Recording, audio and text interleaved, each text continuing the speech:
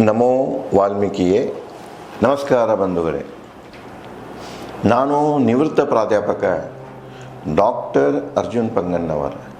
ಹೇ ಸೀತಾರಾಮ್ ವಾಹಿನಿಯ ವಾಲ್ಮೀಕಿ ರಾಮಾಯಣ ಅಂದು ಇಂದು ಚಿಂತನ ಕಾರ್ಯಕ್ರಮದ 613ನೇ ಸಂಚಿಕೆಗೆ ತಮ್ಮೆಲ್ಲರಿಗೂ ಸ್ವಾಗತ. ಹಿಂದಿನ ಸಂಚಿಕೆಯಲ್ಲಿ ರಾವಣ ಹನುಮಾನನಿಗೆ ಮರಣದಂಡನೆಯನ್ನು ವಿಧಿಸ್ತಾನೆ. ಅಲ್ಲೇ ಉಪಸ್ಥಿತ ಇದ್ದಂತಹ ವಿಭೀಷಣ ಅದನ್ನು ಒಪ್ಪುವುದಿಲ್ಲ. ರಾವಣನಿಗೆ ಪುನಃ ಈ ಮರಣದಂಡನೆ ಬಗ್ಗೆ ಆಲೋಚನೆ ಮಾಡಿ, ಅಂದರೆ ದಂಡಶಾಸ್ತ್ರದಲ್ಲಿ ರಾಜದೂತರಿಗೆ ಮರಣದಂಡನೆ ಇರುವುದಿಲ್ಲ. ಅವು ಮಾಡಿದ ಅಪರಾಧಕ್ಕೆ ತಕ್ಕ ಇನ್ನೂ ಬೇರೆ ಏನಾದರೂ ಶಿಕ್ಷೆ ವಿಧಿಸುವುದಾದರೆ ವಿಧಿಸಂತ ಹೇಳಿ ವಿಭೀಷಣ ರಾವಣನಲ್ಲಿ ಕೇಳ್ಕೊಳ್ತಾನೆ. ಅದನ್ನೇ ಮುಂದುವರಿಸಿ ವಿಭೀಷಣ ಹೇಳ್ತಾನೆ, ಕೃತಜ್ಞತೆ ಬಲ್ಲವ. ನಾನು ನಿನಗೆ ಕೃತಜ್ಞತೆ ಎರಡೂದ್ರ ವ್ಯತ್ಯಾಸ ಗೊತ್ತಿದೆ. ಕೃತಜ್ಞತೆ ಬಗ್ಗೆ ನಿನಗೆ ಸಾಕಷ್ಟು ಅರಿವನ್ನು ಹೊಂದಿದವ. ರಾಜ್ಯಧರ್ಮ ಬಲ್ಲವ. ರಾಜ್ಯಧರ್ಮ. ಸಂವಿಧಾನದಲ್ಲಿ ಪ್ರೆಸಿಡೆಂಟ್ ಆಫ್ ಇಂಡಿಯಾ ಯಾರು ಅವನನ್ನು ಆಯ್ಕೆ ಮಾಡಬೇಕು, ಅವನ ಅವಧಿ ಎಷ್ಟಿದೆ, ಪ್ರೆಸಿಡೆಂಟ್ ಆಫ್ ಇಂಡಿಯಾನ ಹೊಣೆಗಾರಿಕೆಗಳೇನು, what are the responsibilities, obligations ಏನದಾವ, ಅವನ ಫಂಕ್ಷನ್ಸ್ ಏನು, ಅವನ ಅಧಿಕಾರದ ವ್ಯಾಪ್ತಿ ಏನು, ಇದಕ್ಕೆ ಏನಂತಾರಂದರೆ ರಾಜಧರ್ಮ ಮತ್ತು ರಾಜ್ಯಧರ್ಮ, ದೇಶಧರ್ಮ ಮತ್ತು ದೇಶವನ್ನು ಆಡಳಿತ ಆಳುವಂಥ ಅಧಿಕಾರಿಗಳ ಧರ್ಮ. ಅದಕ್ಕೆ ಇದರ ಬಗ್ಗೆ ನಿನಗೆ ಸಾಕಷ್ಟು ಗೊತ್ತಿದೆ. ಇದರಲ್ಲಿ ನೀನು ಪ್ರವೀಣತೆಯನ್ನು ಹೊಂದಿದೆಯಾ, ಸ್ಕಿಲ್ಲದಿ ನೀನು. ಬಲ್ಲೆ ಎಲ್ಲ ಹತ್ತಿರದ ದೂರದ ಜೀವಿಗಳ, ಸಮೀಪ ಇದ್ದಂಥ ಜೀವಿಗಳ ಬಗ್ಗೆ ನನಗೆ ಗೊತ್ತಿದೆ, ದೂರಿದ್ದ ಜೀವಿಗಳ ಬಗ್ಗೆನೂ ಗೊತ್ತಿದೆ. ಪ್ರತಿಯೊಂದು ಜೀವಿಯ ಬಗ್ಗೆ ನಿನಗೆ ಗೊತ್ತಿದೆ. ಪರಮ ಸತ್ಯವಲ್ಲವ, ಸತ್ಯದಲ್ಲಿ ಪರಮ ಸತ್ಯ, ಶ್ರೇಷ್ಠ ಸತ್ಯ, ಅದರ ಸಂಪೂರ್ಣ ತಿಳುವಳಿಕೆಯನ್ನು ಹೊಂದಿದಂಥ ನೀನು ರಾವಣ.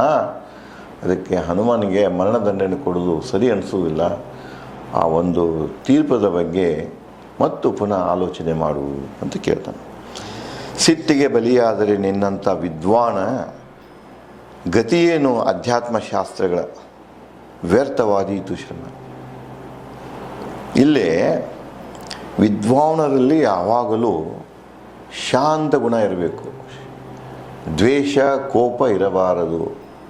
ನಾವು ಎಷ್ಟೇ ಓದಿಕೊಂಡ್ರೂ, ಎಷ್ಟೇ PhDಗಳನ್ನು ಮಾಡಿಕೊಂಡ್ರೂ, ಎಷ್ಟೇ ವರ್ಷ ತಪಸ್ಸು ಮಾಡಿಕೊಂಡ್ರೂ, ಯಾರಾದರೂ ನಾವು ದ್ವೇಷಿಸುತ್ತಾ ಹೊರಟಿದ್ವಿ ಅಂದ್ರೆ ನಾವು ಕಲಿತಂಥ ವಿದ್ಯೆಗೆ ಏನೂ ಬೆಲೆ ಇಲ್ಲ. ಅದು ಏನಾಗ್ತಿದೆ, ತೃಣಕ್ಕೆ ಸಮಾನ ಆಗ್ತಿದೆ. ಅದನ್ನೇ ಹೇಳ್ತಾ, ನೋಡಪ್ಪ, ನೀನು ಮಹಾವಿದ್ವಾನದೀಯ, ಎಲ್ಲದರ ಬಗ್ಗೆ ನಿನಗೆ ಗೊತ್ತಿದೆ. ಆದರೆ ನೀ ಸಿಟ್ಟಿನಿಂದಾಗಿ ತೊಗೊಂಡಂಥ ನಿರ್ಧಾರದಿಂದ ಏನಾಗ್ತಿದೆ, ಆಧ್ಯಾತ್ಮ ಶಾಸ್ತ್ರಗಳೆಲ್ಲನೂ ಏನು ಕೆಟ್ಟು ಹೋಗಿಬಿಡ್ತಾವೆ, ಅನೀತಿವಾಗಿಬಿಡ್ತದೆ, ಅಧರ್ಮ ಆಗಿಬಿಡ್ತದೆ. ಮುಂದೆ ಆಧ್ಯಾತ್ಮ ಶಾಸ್ತ್ರಗಳನ್ನು ರಕ್ಷಣೆ ಮಾಡೋರು ಯಾರು? ನಿಮ್ಮಂಥ ವಿದ್ವಾಂಸರನ್ನೇ ರಕ್ಷಣೆ ಮಾಡಬೇಕು. ಸಂವಿಧಾನ ಬಲ್ಲವರು, ಸಂಸದದಲ್ಲಿ ಕುಳಿತು ಕಾನೂನುಗಳನ್ನು ಮಾಡುವವರು, ಸಂವಿಧಾನ ರಕ್ಷಕರು, ಅವರೇ ಸಂವಿಧಾನವನ್ನು ಉಲ್ಲಂಘನೆ ಮಾಡ್ಕೋತ ಹೊಂಟ್ರಂದ್ರೆ, ಹೆಚ್ಚು ಕಡಿಮೆ ಗ್ರಾಮ ಶಬ್ದದಲ್ಲಿ ಹೇಳಿದ್ರೆ ಬೇಲಿ ಎದ್ದು ಹೊಲ ಮೇಯಾಕೈತಂದ್ರೆ ಅವಾಗ ಹೊಲದ ಗತಿ ಏನು? ರಕ್ಷಣಾ ಮಾಡೋವರನ್ನು ಸಂವಿಧಾನದ ಉಲ್ಲಂಘನೆ ಮಾಡಾಕತ್ತೀರಿ, ಸಂವಿಧಾನಕ್ಕೆ ಅಗೌರವ ತೋರ್ಸಾಕತ್ತೀರಿ ಅಂದ್ರೆ ಸಂವಿಧಾನದ ಗತಿ ಏನು? ಅಧ್ಯಾತ್ಮದಲ್ಲಿ ಮಹಾವಿದ್ವಾನಿದ್ದೀಯ ನೀನೇ ಶಿತ್ತಿನಾಗಿ ಬುದ್ಧಿ ಕೊಟ್ಟಿಂಥ ನಿರ್ಧಾರ ತಗೊಂಡಿದ್ರೆ ಮುಂದೆ ಈ ಧರ್ಮಶಾಸ್ತ್ರಗಳನ್ನು, ದಂಡಶಾಸ್ತ್ರಗಳನ್ನು ಯಾರು ರಕ್ಷಣೆ ಮಾಡೋರು ಅಂಥೇಳಿ ಕೇಳ್ತಾನೆ. ವ್ಯರ್ಥವಾದೀತು ಶ್ರಮ ಅಂದರೆ, ರಾವಣ, ಇಷ್ಟೊಂದು ವಿದ್ವತ್ವವನ್ನು ನೀವು ಹೊಂದಬೇಕಾಗಿದ್ದರೆ ಎಷ್ಟೋ ವರ್ಷಗಳವರೆಗೆ ತಪಸ್ಸು ಮಾಡಿದೀಯ, ಶ್ರಮ ಪಟ್ಟಿದೀಯ. ಆ ಒಂದು ಕಠಿಣ ಪರಿಶ್ರಮದಿಂದಾಗಿ ನಿನಗೆ ಈ ಎಲ್ಲ ವಿದ್ವತ್ವ ಬಂದಿದೆ. ಯಾವುದೋ ಒಂದು ಸಿಟ್ಟಿನ ನಿರ್ಧಾರದಿಂದ ಏನಾಗಿಬಿಡ್ತೋ, ನಿನ್ನ ವಿದ್ವತ್ವ ಎಲ್ಲನೂ ನಷ್ಟವಾಗಿ ಹೋಗ್ತಿದೆ, ಅರ್ಥಹೀನಾಗಿ ಹೋಗ್ತಿದೆ. ಆ ಕೆಲಸ ನೀ ಮಾಡಬೇಡ, ಅದಕ್ಕೆ ತಿಳ್ಕೋ. ಹನುಮಾನಿಗೆ ಏನು ನೀನು ಮರಣದಂಡನೆ ವಿಧಿಸಿದಿಲ್ಲ, ಅದ್ರ ಬಗ್ಗೆ ಮರು ಚಿಂತನೆ ಮಾಡು ಅಂತ ಕೇಳ್ತಾನೆ. ಓ ರಾಕ್ಷಸೇಂದ್ರ ಅಜಯ್ ಕರುಣಿ, ನೀನು ನೋಡಪ್ಪ ನಿನಗೆ ಯಾರೂ ಸೋಲಿಸೇ ಇಲ್ಲ, ನೀ ಅಜಯ್ ಇದ್ದೀಯಾ, ನೀನು ಕರುಣಿಸು, ಚಿಂತಿಸು. ಸರಿ, ಈ ವಿಷಯದಲ್ಲಿ ಏನು ಮಾಡೋ, ಸಿಟ್ಟನ್ನು ತೊರೆದು ರಾಜದೂತನ ಮೇಲೆ ಕರುಣೆಯನ್ನು ಕರುಣೆ ತೋರಿಸು, ಅವನಿಗೆ ಕರುಣಿಸು, ಪುನಃ ಚಿಂತಿಸು, ಸರಿ ತಪ್ಪು ಏನನ್ನೋದನ್ನು ತೂಕ ಮಾಡು. ನ್ಯಾಯಶಾಸ್ತ್ರ ಏನಂತಿದೆ, ಸರಿ ತಪ್ಪು ನಿರ್ಧಾರದಿಂದ, ತೀರ್ಪಿನಿಂದ ಯಾರಿಗೂ ಅನ್ಯಾಯ ಆಗಿರಬಾರ್ದು. ಇಬ್ಬರಿಗೆ ಒಬ್ಬಗೆ ನ್ಯಾಯ ಸಿಗದ, ಅದು ಹೀಗಿರಬೇಕಲ್ಲ ನ್ಯಾಯ, ಅದು ಆ ತೀರ್ಪಿನಿಂದ ಇಬ್ಬರಿಗೂ ಅನ್ಯಾಯ ಆಗಿರಬಾರ್ದು. ಎಕ್ಸ್ ಆ್ಯಂಡ್ ವಾಯ್ ನಡು ಜಗಳ ಇತ್ತು, ಎಕ್ಸದ ಪರವಾಗಿ ಜಜ್ಮೆಂಟ್ ಬಂದ್ರೆ ವಾಯ್ಗೆ ಯಾವುದೇ ರೀತಿಯಿಂದ ತೊಂದರೆ ಆಗಿರಬಾರದು. ಅದಕ್ಕೆ ನ್ಯಾಯ ಜಜ್ಮೆಂಟ್ ಅಂತ ಕರೀತಾರೆ. ಅದನ್ನು ಅವನು ಹೇಳ್ತಾನೆ. ಇನ್ನೊಂದು ಸಲ ಸರಿ ತಪ್ಪು ಸರಿ ತೂಗಿ ನೋಡ್ಕೋ, ಅವನ ಸೂಕ್ತ ದಂಡ ವಿಧಿಸು. ಇಲ್ಲಿ ರಾಜದೂತರಿಗೆ ಮರಣದಂಡನೆ ಯೋಗ್ಯವಲ್ಲ, ದಂಡಶಾಸ್ತ್ರದಲ್ಲಿ ಇಲ್ಲ. ಇನ್ನೊಂದು ಸಲ ಸರಿ ತಪ್ಪನ್ನು ಆಲೋಚನೆ ಮಾಡಿಕೊಂಡು ಯೋಗ್ಯ ಶಿಕ್ಷೆಯನ್ನು ಹನುಮನಿಗೆ ವಿಧಿಸು ಅಂಥೇಳಿ ವಿಭೀಷಣ ಕೇಳ್ತಾನೆ. ಕೇಳಿ ವಿಭೀಷಣ ಸಲಹೆ ನೆತ್ತಿಗೇರಿತು ಕೋಪ. ಇವಾಗ ಮೊದಲು ಹೇಳಿಲ್ಲ, ನಮಗೆ ಅವ್ರಿಗೆ ರುಚಿ ಅನ್ನಿಸುವಂಥ ಮಾತುಗಳನ್ನು ಮಾತಾಡಿದರೆ ನಮ್ಮ ಮನುಷ್ಯ. ಈಗ ಸರ್ಕಾರ ಇದೆ, ಸರ್ಕಾರದಲ್ಲಿ ನಡೆಯುವಂಥ ಲೋಪಗಳನ್ನು ನೀವು ಎತ್ತಿ ಹೇಳಿದ್ರಂದ್ರೆ ಆ ಸರ್ಕಾರ ಪರವಿದ್ದಂಥ ಜನ ನಮ್ಮನ್ನು ವೈರಿಗಳಂತ ನೋಡ್ತಾರೆ, ವಿರೋಧ ಪಕ್ಷದವರಂತ ನೋಡ್ಕೊಳ್ತಾರೆ. ಯಾಕಂದರೆ ನಮ್ಮ ನುಡಿಗಳು ಅವರಿಗೆ ರುಚಿಸುವುದಿಲ್ಲ. ಅವರು ಕೆಟ್ಟ ಮಾಡಿದ್ದೂ ಕೂಡ ನಾವು ಹೊಗಳುವುದರಿಂದ ಇವನು ನಮ್ಮ ಮನುಷ್ಯ ಬುದ್ಧಿವಂತ, ಕರೆ ಹೇಳಿದರೆ ನೀನು ಬುದ್ಧಿವಂತ ಅಲ್ಲ. ನೋಡಿ, ಈ ಸೋಷಿಯಲ್ ಸೈಕಾಲಜಿ ಆವಾಗೂ ಇತ್ತು, ಈಗೂ ಇತ್ತು. ವಿಭೀಷಣ ಸತ್ಯವನ್ನೇ ನೋಡಿರ್ತಾನೆ, ಹನುಮಾನನು ಕೂಡ ಸತ್ಯವನ್ನೇ ಹೇಳಿರ್ತಾನೆ. ಅದನ್ನು ಆ ಸತ್ಯ ಏನಿತ್ತಂದರೆ ರಾವಣನ ವಿಚಾರಕ್ಕೆ ವಿರೋಧವಾಗಿದ್ದು. ಅದಕ್ಕೆ ಅವನೇನು ಹೇಳಿದಂದರೆ, ವಿಭೀಷಣ ಕೂಡ ನನಗೆ ಅಹಿತವನ್ನು ಬಯಸ್ತಾ ಇದ್ದಾನ ಅಂತ ಅವನಿಗೆ ವಿಭೀಷಣನ ಸಲಹೆಗಳನ್ನು ಕೇಳಿ ಮತ್ತಷ್ಟು ಕೋಪ ಹೆಚ್ಚಾಗ್ತಿದೆ. ನೆತ್ತಿಗೇರಿತು ಕೋಪ. ವಿಭೀಷಣಿಗೆ ಉತ್ತರಿಸಿದ ರಾವಣ ಸಿಟ್ಟಿನಾಗ ವಿಭೀಷಣಿಗೆ ಉತ್ತರ ಕೊಡ್ತಾನೆ ರಾವಣ. ಓ ವಿಭೀಷಣ್, ಪಾಪ ವಧಿಸುವುದು ಪಾಪವನ್ನಲ್ಲ. ನೋಡಿ, ಲಕ್ಷ್ಯ ಕೊಟ್ಟು ಈ ಸ್ಟೇಟ್ಮೆಂಟನ್ನು ನೋಡಿಕೊಂಡು ವಾಲ್ಮೀಕಿ ಅವರು ಹಂಗೆ ಹೇಳ್ತಾರೆ. ಪಾಪ ವಧಿಸುವುದು ಪಾಪವಲ್ಲ. ಯಾರು ಅಪರಾಧ ಮಾಡಿರ್ತಾರಲ್ಲ ಅವರನ್ನು ವಧಿಸುವುದು, ಕೊಲ್ಲುವುದು ಅಪರಾಧ ಅಲ್ಲದು. ತಪ್ಪು ಮಾಡಿದವನ ಶಿಕ್ಷೆ ಕೊಡೋದು ಅಪರಾಧ ಅಲ್ಲ.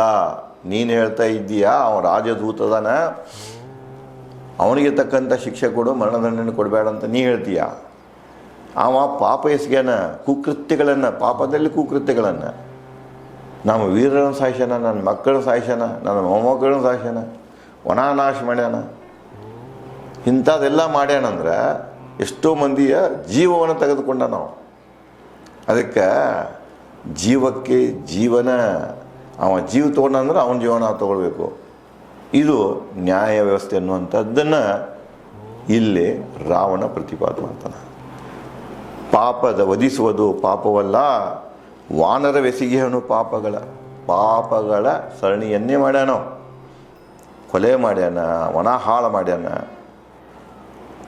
ಜನರ ರಾಕ್ಷಸರ ಜೀವನ ತೆಗೆದಾನು. ಅದಕ್ಕೆ ಅವನ ಜೀವಂತ ಬಿಡಬಾರ್ದು ನಾವು. ಯಾರು ಹತ್ಯೆ ಮಾಡ್ತಾರ ಅವನು ಹತ್ಯೆ ಮಾಡಬೇಕು.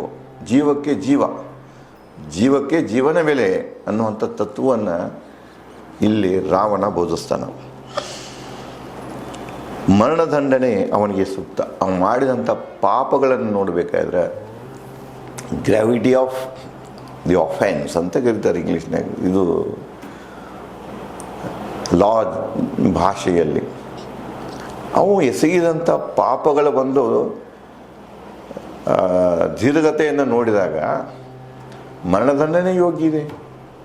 ಅವ ಮರಣದಂಡನೆಗೆ ಯೋಗ್ಯ ಅಂತ ಅಪರಾಧಗಳನ್ನು ಮಾಡ್ಯಾನ. ಅದಕ್ಕೆ ಅವನಿಗೆ ನಾನು ಮರಣದಂಡನೆ ನೀಡಿದ್ದು ಸೂಕ್ತ ಇದೆ ಅಂಥೇಳಿ ತನ್ನ ನಿರ್ಧಾರವನ್ನು, ತನ್ನ ತೀರ್ಪನ್ನು ರಾವಣ ಸಮರ್ಥಿಸಿಕೊಳ್ತಾನೆ. ಕೇಳಿ ರಾವಣನ ಸಿಟ್ಟಿನ ಅಸಭ್ಯ ಅಧರ್ಮೀಯ ನುಡಿಗಳ ವಿಭೀಷಣ ಸತ್ಯ ನುಡಿದ. ಅಣ್ಣನಿಂದ ಬರುವಂಥ ಪ್ರತಿಯೊಂದು ಶಬ್ದನೂ ಕೂಡ ಅಸಭ್ಯ ರೀತಿಯಿಂದ ಬರ್ತಾಯಿತ್ತು, ಸಿಟ್ಟಿನಿಂದ ಬರ್ತಾಯಿತ್ತು, ಧರ್ಮ ನೀತಿಗಳನ್ನು ಉಲ್ಲಂಘನೆ ಮಾಡುವ ಒಂದು ಉದ್ದೇಶದಿಂದ ಹೊರಗೆ ಬರ್ತಾಯಿತ್ತು. ಅಂದರೆ ಅಧರ್ಮವಾಗಿ ಕಾಣ್ತಾ ಇತ್ತು ಅವನಿಗೆ. ಅದಕ್ಕೆ ಮತ್ತೆ ವಿಭೀಷಣ ಅಧೈರ್ಯಗೊಳ್ಳದೆ ಧೈರ್ಯದಿಂದ ಅಣ್ಣನಿಗೆ ಸತ್ಯವನ್ನೇ ನುಡಿತಾನ. ಓ ರಾಕ್ಷಸೇಂದ್ರ, ಪ್ರಸಿದ್ಧ ಲಂಕೇಶ್ವರ, ಕೇಳು ಧರ್ಮನಿಷ್ಠೆ ಸಲಹೆ. ಧರ್ಮನಿಷ್ಠೆಯಿಂದ ನಿನ್ನ ಸಲಹೆ ಹೇಳ್ತೀನೋ ನಾ, ಕೇಳು ನಿನ್ನೊಂದ. ಎಲ್ಲೆಡೆ ಎಲ್ಲ ಕಾಲದಲ್ಲೂ ದೂತನ ವಧೆ ಅಮಾನ್ಯ. ಎಲ್ಲೆಡೆ ನಿಂದೊಂದ ರಾಜ್ಯದಾಗಲ್ಲ, ಈ ಜಂಬೂದ್ವೀಪದ ಹೊರಗಡೆಗೆ ಎಷ್ಟು ರಾಜ ಮಹಾರಾಜರಿದ್ದಾರೆ, ವ್ಯವಸ್ಥೆಗಳಿದ್ದಾವ, ರಾಜಕೀಯ ವ್ಯವಸ್ಥೆಗಳೆಲ್ಲ ನೋಡು. ಯಾವ ದೇಶದ ಸಂವಿಧಾನದಲ್ಲಿಯೋ ರಾಜದೂತನಿಗೆ ಮರಣದಂಡನೆ ಕೊಡಬೇಕಂತ ಇಲ್ಲ. ನಮ್ಮ ಸಂವಿಧಾನದಾಗೂ ಇಲ್ಲ, ಹೊರಗಿನ ದೇಶಗಳ ಸಂವಿಧಾನದಲ್ಲಿಯೂ ಇಲ್ಲ. ಧರ್ಮ ಅಂದ್ರೆ ಇಲ್ಲಿ ಸಂವಿಧಾನ. ರಾಮ ಸಹಿತ ಭರತನಿಗೆ ಹೇಳ್ತಾನೆ, ಅನ್ಯರ ಧರ್ಮವನ್ನು ನೀನು ಮನ್ನಿಸಬೇಕು ಅಂತಾನೆ. ಹೊರಗಿನ ರಾಜ ತನ್ನದೇ ಆದಂಥ ಕಾನೂನುಗಳನ್ನು ಹೊಂದಿರ್ತಾನೆ. ಆ ಕಾನೂನುಗಳಿಗೂ ಕೂಡ ನಾವು ಭಾರತೀಯ ಕಾನೂನುಗಳಿಗೆ ಅಮೇರಿಕಾದವರು ತಲೆವಾಗಬೇಕು, ಅಂದರೆ ಮರ್ಯಾದೆ ಕೊಡಬೇಕು. ಅಮೇರಿಕಲ್ಲಿರುವಂಥ ಕಾನೂನುಗಳಿಗೆ ಭಾರತೀಯರು ಕೂಡ ಮರ್ಯಾದೆ ಕೊಡಬೇಕು. ಅಂದರೆ ಪರಸ್ಪರ ಕಾನೂನುಗಳಿಗೆ ನಾವು ಮರ್ಯಾದೆ ಕೊಡಬೇಕು. ಅದಕ್ಕೆ ವಿಭೀಷಣ ಹೇಳ್ತಾನೆ, ನೋಡೋಣ ಆಸ್ಪಾಸ್ ಎಲ್ಲ ದೇಶಗಳನ್ನು ನೋಡ್ಕೋ, ಅಲ್ಲಿ ಏನೇನು ಕಾನೂನು ಅದಾವ, ಏನು ಸಂವಿಧಾನ ಅದಾವ ನೋಡ್ಕೋ.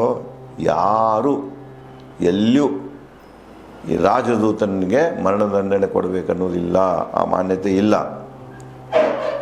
ಸರಿ ಹೊರಟು ವಾನರ ಕೆಡಕು ಮಾಡಿಯನು. ಅವ ಹನುಮಾನ ತಪ್ಪು ಮಾಡಿದ್ದು, ಕೆಡಕು ಮಾಡ್ಯಾನವ, ಕೊಂದಾನ, ವನನಾಶ ಮಾಡ್ಯಾನ.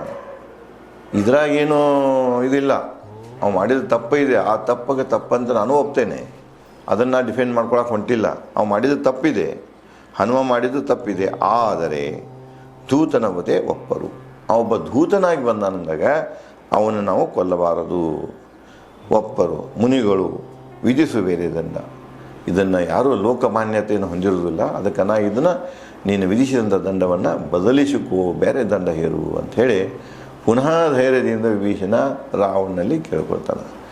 ಈ ವಿಭೀಷಣನ ಒಂದು ವಿನಂತಿ ಏನಿದೆ ಅದು ರಾವಣ ಮೇಲೆ ಯಾವ ರೀತಿ ಪರಿಣಾಮ ಬೀರುತ್ತಿದೆ, ಮುಂದೆ ಏನು ಬೆಳವಣಿಗೆ ಆಗ್ತಿದೆ ಅನ್ನೋದನ್ನು ನಾನು ತಮಗೆ ಮುಂದಿನ ಸಂಚಿಕೆಯಲ್ಲಿ ಹಂಚಿಕೊಳ್ಳುತ್ತೇನೆ. ಧನ್ಯವಾದಗಳು.